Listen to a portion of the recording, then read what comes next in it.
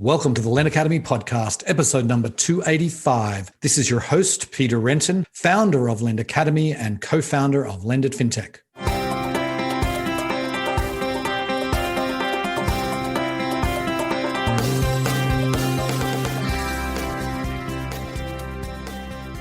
Today's episode is sponsored by Lended Fintech USA, the world's largest fintech event dedicated to lending and digital banking. Lender's flagship event is happening online this year on April 27 to 29, with the possibility of an exclusive VIP in-person component. The verdict is in on Lender's 2020 event that was held online, with many people saying it was the best virtual event they had ever attended. Lended is setting the bar even higher in 2021. So join the fintech community at Lended Fintech USA, where you will meet the people who matter, learn from the experts, and get business done. Sign up today at lended.com/USA.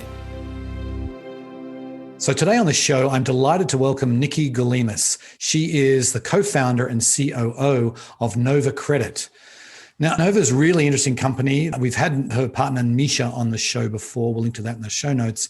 Wanted to get Nicky on the show because they've done made a lot of traction in the last several years. And we wanted to talk about what they've done, how they're helping immigrants, something that's near and dear to my heart. As someone who really struggled coming into this country as an immigrant. So really, we talk about what they've done, the partnership with American Express, which is groundbreaking, and what else they're doing, even beyond just helping out with credit data, and also all the different ways that they're helping immigrants today. We talk about that, and we talk about what's coming down the pipe. It was a fascinating interview. Hope you enjoy the show. Welcome to the podcast, Nicky. Hey, Peter, it's good to be here. Okay, so I like to get these things started by delving into some background. And like me, you are an immigrant to this country, and I know it's part of the story of Nova Credit. So why don't you get started, back at the start of your career and how you came to this country and what you've sort of been doing. Sure. So I came to the US for business school from the UK. I'd never lived in the US before. I think I'd visited a couple of times. And so came here for grad school and actually immediately ran into a lot of the challenges that immigrants face, trying to figure out how to buy groceries without being completely overwhelmed by the amount of choice in American supermarkets. I remember that, yes. Trying to understand what health insurance was and how to obtain it, where to find people like me. But some of the biggest challenges was the ones around financial access, just renting an apartment without putting down a 6-month deposit, getting a student loan because I was studying at the time at a reasonable rate, being able to get a credit card.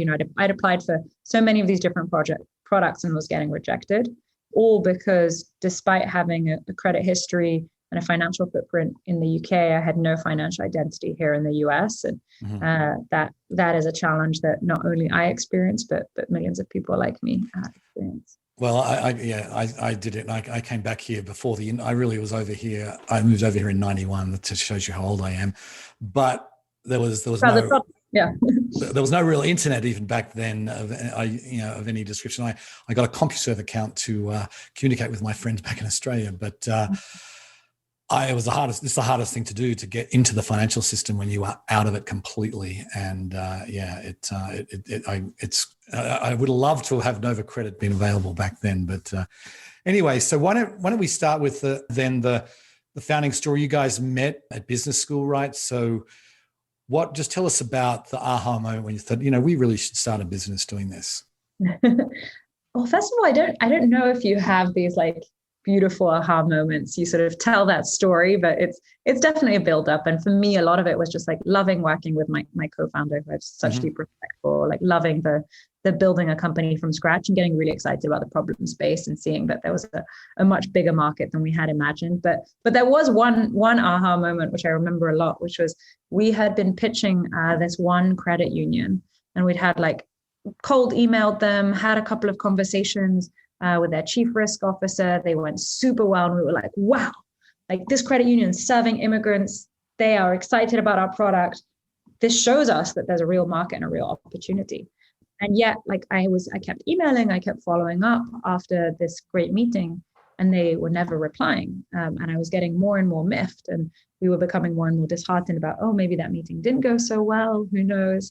And then one day, actually, my parents were visiting, and we were driving down from San Francisco down to Santa Cruz. And I remember it was so beautiful. And the whole time, I'm not a great driver, so I'm very cautious, and I have my like phone in front of me giving directions, and it kept ringing, and I was like, stop ringing, I'm trying to drive. And so eventually I like pulled over and picked up the phone, and it was this chief risk officer saying, hey, like, why are you not replying to my emails? Something's not working. Like, we really wanted to follow up here and actually build something together. And I checked my inbox properly and realized that his emails were going to spam. Oh dear. Which is not the best of starts, but just like the fact that someone would go out of their way to find my phone number to call me was just one of these pieces where it's like, okay, this is not just a good idea. This is actually something that people want and that the industry is ready for. And they're still a happy customer to this day. All right, good to know. So then why don't we just step back for a second and talk about what actually you do and how you've created this system? Yeah, sure. So what we've built is basically a lot of infrastructure. So we've connected all of the international credit bureau databases, as well as some alternative data, into a single system. So we've had to go around the world and build partnerships. We then access that data in that country or wherever it is.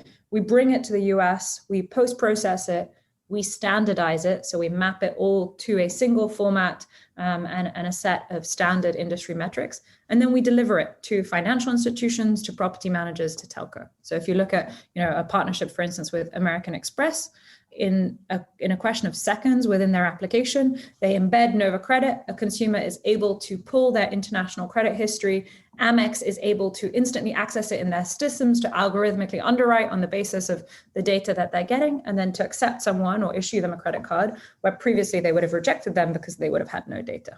Mm-hmm, mm-hmm. Yeah, that's interesting. So then, and so how many countries are you working with? Because obviously not every country has a credit bureau or any kind of centralized credit data at all. And credits, obviously some credit bureaus are better than others. Like, how many countries have good credit data? Well, I actually think you'd be surprised. So I think part of it is like, why now? Why start this business now? And I think the big reason is that there is more high quality data around in credit bureaus around the world than has ever existed. And I think if you look about 30 years ago, there were 30, 40 or so credit registries, credit bureaus around the world. Today, you have well over 200, which means that countries have often multiple bureaus. A lot of these bureaus are new, so they're actually set up with the best technologies, with frankly, like superior user matching than we have in the US, where it's not driven of an SSN, where, sorry to say this, Pete, but I could probably find your SSN and the internet if I wanted within 5 minutes.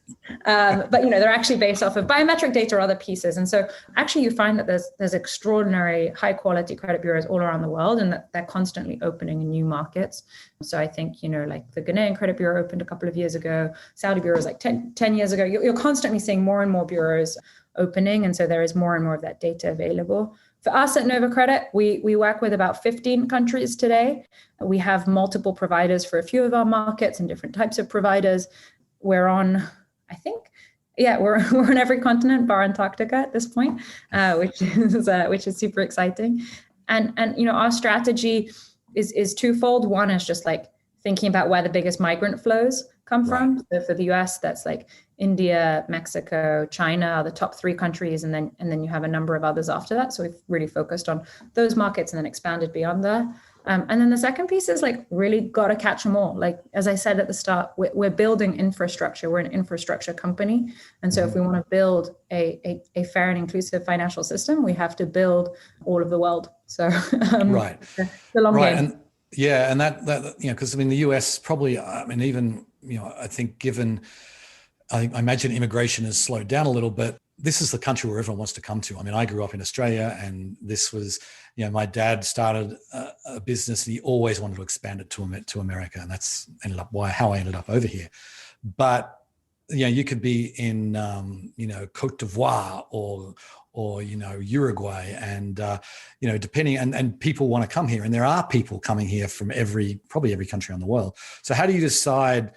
You obviously got 15. You've probably got 90% of immigrants. Are you trying to get that last 10% as well? We definitely are. So we need, part of our strategy is serving everyone. And again, we're trying to build this global financial system. And so we need that. That said, sometimes there is more value for us going deeper in one country. So getting an additional provider in a country, or getting accessing not just credit data, but maybe bank transaction data in that country before going to build a smaller country. So we do have some like prioritization matrices and analytics that we do have to do internally to make sure that we're like deploying the product build and in the right places. Right. Okay. So I want to talk about, you already mentioned it, the American Express partnership. This is a big deal. In fact, for me, the American Express was my saving grace when I came over here because I could not get a credit card at all. Yeah. And I had an American Express card from Australia that was still being billed in Australian dollars, but American Express is a very international firm. And that's what I used. I would go around buying groceries with an American Express card that being billed in Australian dollars.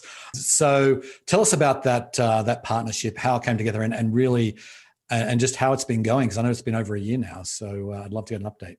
Yeah, no, we've been partnered with American Express for a couple of years now. It's been an awesome journey. So we started off doing a pilot with them back in 2018, and then it was meant to be just 2-3 months, and then it went so well that we just kept it running, and then we did a full integration and a full rollout in 2019, and have been scaling the partnership since then.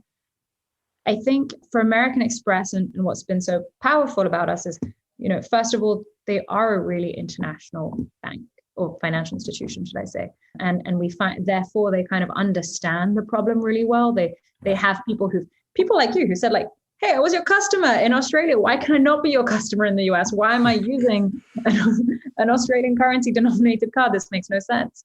And so like they really understand the problem. And also just their brand is around backing people going places. They have always been a company that's oriented on these components. And so what we represent for them is a big acquisition opportunity to tap into all of the new arrivals into the United States. And so that's been a great piece. And we've seen, them able to approve people who they'd otherwise reject, to get customers who are performing really well, to not take on incremental risk. We have some really great outcomes from that. And I think that's sending the message. And we're seeing this across the industry of just, there is a massive opportunity here, and how can this industry capture it? Because really, if you think about Ash Gupta is actually former chief risk officer of American Express, is an advisor and good friend to the company.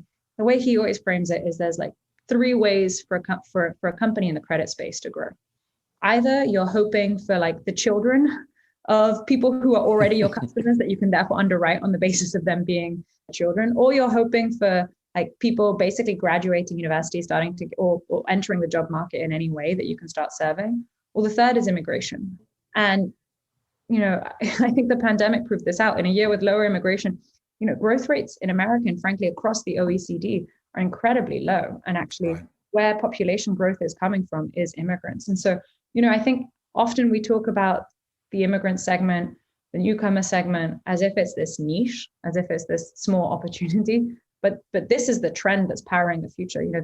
I think the forecasts at the Office of National Statistics in the US is that 80% of population growth is going to come from immigrants. And this it's not a political statement. It's just like a fact of the aging population and how do you support the economy. Right. And people are having less kids. That's the other thing. Yeah. Yeah, exactly.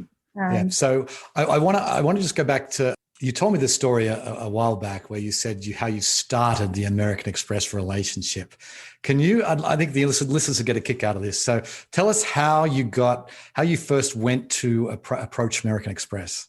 Oh, I get a little embarrassed, but so I was talking to one of our advisors, and he was saying, who might be interested at this at American Express? There's this person named Vernon Marshall, and you should reach out to him. He's talked to me about this before, but I can't introduce you actually because right now we're working on something else with them. So I was like, okay, great. And I sort of wrote down the name, and I remember thinking to myself, well, what am I going to do? Cold email this person? They're never going to respond. They're a busy person. But it was a rainy day. I didn't have a lot to do, so I shot him off a cold LinkedIn message, and to my total surprise, he responded. And it turned out that he was based in London, and I was visiting my parents for the holidays. So we were able to organize like a 15, 20-minute meeting. And in the end, he spent like an hour and a half with me and was super engaged and super excited about this because he said, exactly what every other, credit risk and marketing leader in the space will tell you, which is like, we've known about this problem for decades. Because you're not telling me anything new, but we've been waiting for a solution, and we're so excited that this finally exists. And so he then introduced me over to the rest of the team at American Express, and we had this amazing person, Scott Ang, just sort of take it on and steward it as his baby and drive it with full determination and results. And yeah, it's kind of been an incredible journey since then. But I think, I hadn't quite realized how senior Vernon was, and I would probably be embarrassed to cold message him today. But it all worked out for the better. It worked out, yeah. LinkedIn, you should all use it. Right. Okay. So then what about, obviously there's lots of other large institutions that have the exact same problem that American Express has. I mean, what can you share about other partnerships that you've got to date? Yeah, I mean, first of all, I would say that we really recognize like the problems that immigrants face are across multiple areas. So one area, for instance, is credit card, which we've talked about, and we are working with additional credit card partners over time. But the other areas, apartment rental can be extraordinarily challenging. And so we've actually been working with some of the largest tenant screening platforms in the US, Yardi and First Advantage, in order to power landlords to not have to request additional deposits, additional verification, and actually be able to just approve these people like any other tenant that they would be reviewing. We've been working in the telco space, things like device financing. We work across a range of credit use cases. So student loan, mortgage, car lease, really just thinking about whatever it is that an immigrant needs. And I think, what I'm really excited about is the opportunity to take this global, because, Peter, you were saying people want to come to America, and that's very true. But people also want to go to Australia, to Singapore, to the UK. There's Sure. many other countries that to the UAE. There's many other countries that are huge migrant hubs and that face exactly these challenges, and where migration is likely to only go up, not down. And so, we're excited about some of our partners, and soon, hopefully announcing soon, some of our partners are pulling us into other geographies as well. And I think that's where a lot of the opportunity lies. Interesting. Okay, I want to switch gears, and I'm on your website on my other screen over here. This is a live test. Have you spotted some typos? Not at all. No, it says apply for US credit cards with confidence with Ellis. So tell me about Ellis. Who's Ellis? Who is Ellis? So this is, so I'll tell you what Ellis is, and then I'll give you like an overview of the pains of product naming at startups. But so Ellis is actually, so everything I've talked to you about so far is B2B. It's us providing data behind the scenes. Right. But what happened is that we launched our company, and we were B2B. We were lucky to get some press. Thank you for featuring us in different fora. And we started to get people writing into us and saying like, hey, I just moved from Brazil. Can you help me get a student loan? Or can you help me rent this apartment? We'd always say to them like, no, we're a B2B company. Go figure it out yourself. And after a certain point, we thought, okay, this is a great opportunity for us to not only serve these consumers, but also to be able to send leads to our partners and help them grow as well. So sort of last year, we launched this platform, Ellis, which I would say is we're still experimenting and still growing it. But what it includes is ways to see your international credit score, or ways to get information on where are the best Indian grocery stores in the Bay Area, or why do you need health insurance and how does it work? So there's content on there too. And then, if you're looking for a credit card provider or others or other services, click on one of our partners here. We're still growing it in different ways. So we plan to add more countries, more products, different features to it. But it's been really engaging and really fun to have a direct line to consumers, and frankly, getting to hear some of their stories as well. And then the name Ellis is off of obviously Ellis Island, which we want to be a migrant port of call and a place to answer their questions, to help them build community. And then we argued about a whole bunch of other names, and the conversation was interminable. So we went with Ellis. Okay. Okay, great. No, it's funny because when I come over here, there's a expat population of just about every country, and that's how. It's hard to navigate the system when you don't know. And again, what you're providing here is sort of a more objective kind of a way to gather this information, because you don't realize. Americans take it for granted, but when you come over here, everything is unknown, and it is so different to any other country. Even Canada, it's just very different here, and so there's a lot to learn. But so it's great. I think that it could be obviously you could have the port of call, as you say, for immigrants, and really, I mean, you can do a lot with that right there for sure. Okay, so we touched on it, but I'd love to get a sense of the pandemic and the impact. It's, immigration obviously went way down. It was already going down. The Trump administration obviously did not have a pro-immigration stance. And with the pandemic, it exacerbated that. How's that affected your business? Oh, it's definitely a huge effect. I mean, if you look at, I think, we don't have perfect numbers on this, but just to qualify the statement you just made, I think immigration flows last year were 10 or 20% of what they are in normal years, and they'd actually been growing. So definitely, bad news for us, and bad news for us just in terms of short-term volumes that our customers were seeing. But also, I think you may recall that many banks had their hands full with other priorities and components to focus on during the year. So it definitely, we were super fortunate. We had just raised a really big Series B at the start of last year. So we raised $50 million backed by Kleiner Perkins, Canopy, and others. So we had the sort of capital to weather the storm. But what it ended up pushing us to do was really to focus on longer term initiatives. So we really invested a lot in product build last year, not just adding more countries, but adding more different types of data sets, tweaking our user experiences, also investing in some of these longer term partnerships. So figuring out new solutions for partners or bigger opportunities for them in other countries and things like that. So it was a tough year. I think we can all attest to that, and there's no pretending otherwise. But we're sort of entering 2021, and it's been great. Like, we've already seen volumes starting to ramp. We're seeing a lot of great news. Already just yesterday, which was the inauguration, there were changes to some of the previous executive orders on immigration. The vaccination program is going extraordinarily well, and we're seeing that banks are really coming back and starting to invest in growth, having previously retrenched the market. Right. So then let's talk about those banks for a minute. How, when you're talking with them, obviously you have a range of different things you can offer now. I mean, what are some of the innovative tools that you're seeing your banking customers use?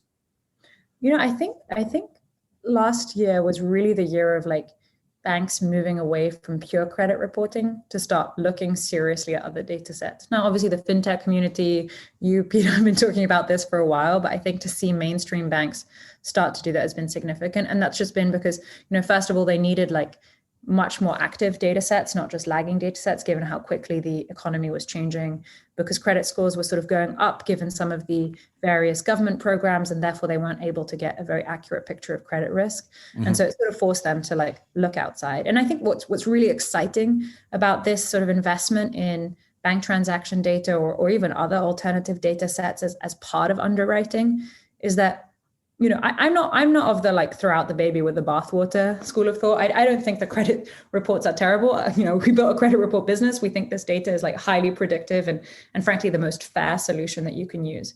But I think that the current credit system and the credit industry works really well, call it for 80% of the people. And then I think there's maybe 20%, and I'd include immigrants, but other, thin file Americans, or just people who are sort of at the fringes of the credit system and who get really discouraged. And so there are a lot of analyses out there that show that as soon as you bring in transaction data or other alternative data, many, many millions more people become scorable and become underwritable, or that you can also even just spare them super onerous processes in terms of the actual application, which is still amazing to me how many times you have to follow up with pen and paper and calls and this and that, rather than having the seamless fintech application that we all aspire to. Right. And that which brings me to another question about you talked about credit cards, and that's obviously that's still the biggest product, I imagine, for personal credit. But what about personal loans? And the fintech sector has really been the pioneers here in personal loans, and a lot of them are pretty open to using alternative data sources. I mean, I would have thought by now that you'd be really heavily into many of the fintech lenders. Can you give us some sort of sense on on how you're doing there? Yeah, so we definitely we do work with some of the big names in fintech. actually, so we've had some great results there and seen a lot of traction. I do think that they are very fast moving, very eager to work with new data sets and bring more people into the fold. Whether that's immigrants or thin file Americans, I think varies, depends on the provider and what sector they're really focused on. Because I actually think like personal loan tends to be a little bit more scarce around immigrants because it's often a debt consolidation solution, which would mean that you previously have some debt outstanding already.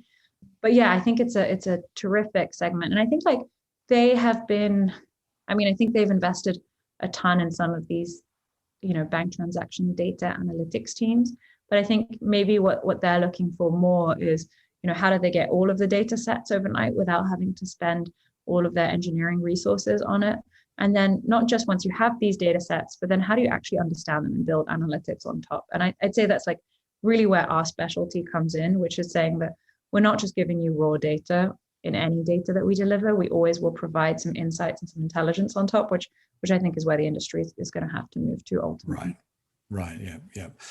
So then I was talking with your partner, Misha, the CEO of Nova Credit, a few months ago, and he said something which surprised me. And I would like you to kind of, I would like you to sort of, really tease it out for the audience here. He basically said that the immigrant credit challenge has been solved. Like what you've been able to do is you've been able to solve this problem.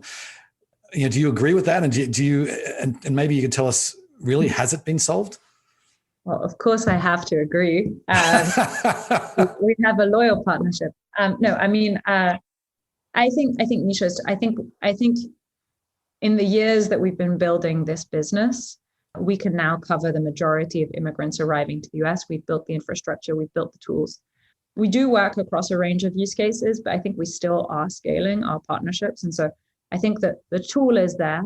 I think the adoption is there, but there's still a way to go so that, part of our vision is that like no immigrant should run into unnecessary hurdles or not be able to get approved for the right products that are appropriate for them when they come into the States. And I don't think we've realized that vision just yet, but I think especially now we can be really proud of just like where we're at product wise. And it's our job to step the foot on the gas and make sure that this gets adopted throughout the industry. So then would you say the data quality, around the world is good enough that that US lenders really can underwrite on, obviously, although you've said you've got 15 countries, I'm just wondering, because won't there some countries have worse credit quality, the quality of the data itself, wouldn't it be worse than in others? It sort of comes back to the conversation we were having earlier where I was saying, like some of these systems are just so much more modern that the actual quality of the data ends up being higher than the US data quality. I think you do have challenges around penetration. So, I think particularly in some emerging markets, just that there isn't as much credit being issued in the first place. And then less of it is being sort of reported and recorded in different ways or in formats that are accessible. However, that's where I think, again, like when you think about some of those markets, that's where like, transaction data becomes really interesting as well as a sort of supplement. So, I think maybe the ratio of credit data to alternative data varies by market, that you really need to be able to get an underwritable image of someone. The other thing I'll say is that this is kind of a slightly bizarre, this struck me as very bizarre when I sort of realized it, but, in the credit space, an absence of bad data is also a good signal. So even knowing that someone hasn't left a whole bunch of outstanding obligations somewhere can be a really good signal to be able to get the comfort in directing them. So yes, and then when it comes to sort of maybe your sort of implied point around like, do people in the industry trust this? The answer is yes. Like we've been able to see that by pulling off not just one, but multiple partnerships with Fortune 500 companies. Right. And we see this in that, like, our pitch, Peter, is not always a very exciting one. We're like, this is so boring. This is the same credit bureau data you've been working with for decades. Happens to be from another country. And like, if you're talking to like Citibank, you're saying you're actually using this data in Citi in India, so like, why would you be comfortable using it in the States? So no, I think this data is pretty damn good. Right. Okay. So we're almost out of time, but a couple more things I want to get to. And, we've talked a lot about international, credit scores and credit data, but when it comes to there's obviously there's thin file consumers in this country and in every country, but if you're running a lending platform today, how would you build, or how can you help to build a fair and inclusive, credit system or financial system? Let's just say even beyond credit. Oh, you've just promoted me to lender. Interesting. Is it too tough for you? I think what really matters in this space is responsible issuance of credit. And I think it's very easy to start saying things like, credit is a human right and things like that. And I think that's super dangerous. So the questions are like, how do you deliver credit in a way that is not predatory, first of all? So you're not giving someone a loan obligation that they are unable to handle, even if it ends up being profitable for you. You're not hurting your customer. That's maybe sort of like the first tenet. I think the second one is like, how do you enable your customer base to put their best foot forward? So whether that be like showcasing your data or showcasing your employment, just making sure that you've done the work to understand your segment deeply and enable themselves to portray themselves in the best light. And I think often what happens is like, you do a good enough job for a significant proportion of your applicants, but maybe not all of them. And maybe you're mischaracterizing the risk along the way. I think that the last piece is also just like, what is the application flow? How well do people understand what is going on? And especially with data sets that are consumer permissioned, are consumers really understanding what they're opting into? Are they getting to see their data? Are they getting to control it? Are they getting to revoke their consent should they choose to? So I think there's definitely an education piece around credit as well that's vital. And then one final thing I'll say is that I've talked a lot about like credit and underwriting, but there's also just like a basic piece around like identity verification and making sure you understand the identity of who's applying, and that you're able to like get them through that such that you can prove that they are who they say they are and make them a good customer. So yeah, that's my 4-point plan for when you make. All right, fair enough. And then that last point, you could have a whole podcast just on that very point. Seriously. Yeah. Okay. So then last question, what's on tap for Nova Credit this year? What are you guys, what's coming down the pipe? Oof, a lot. I mean, we are going global. So we are very much rearing up for our first international market, which I'm super, super excited for. And then the second piece is that we're starting to launch new products and scale them. So that is something that we plan to have some more news on, hopefully early Q2. But yeah, we've been doing some betas with some early customers around some product extensions and seeing some great results. So looking to continue to bring more people into the credit fold. Okay, well, Nicky, we'll have to leave it there. It's always great to chat with you, and best of luck. Thanks for coming on the show. Thank you so much. Okay, see ya. I was chatting with Nicky after we stopped recording, and to me, it's amazing that this hadn't been solved before Nova Credit came along, because people have been talking about alternative data, particularly in the fintech industry, for well over a decade, and yet the whole immigrant population, no one had really tried to solve it. I mean, American Express couldn't solve it.